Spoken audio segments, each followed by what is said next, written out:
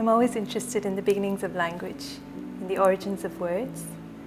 When I was asked to respond to the Hungering Project, I looked up the word hunger, and it derives from a root which means pain caused by a lack of food, but it can also mean a strong desire or craving, which was originally used in a spiritual sense. In Sanskrit, the word for desire and the word for memory are the same, smara. It's a word that has no equivalent in the English language.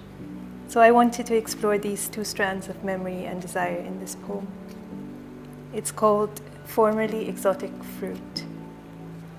I pay so much for papayas here, €3.50 for a stunted child.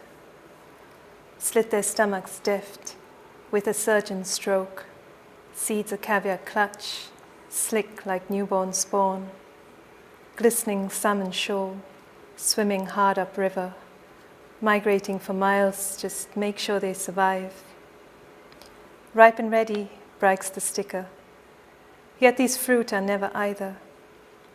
Shades of home, heavy, humid heat, remember once, waiting in womb, warm, flushed flesh, so unlike this jaundiced fade of cornea, not yellow, orange, red, but riotous, relentless saffron, stains like an early bruise.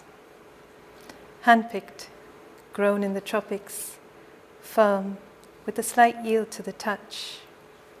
So, love, when you split me, cut me open, stake my pit-black heart, watch me fall at your feet, like that, asunder, blameless, bursting, nowhere close to worth it, the price that I have paid for it.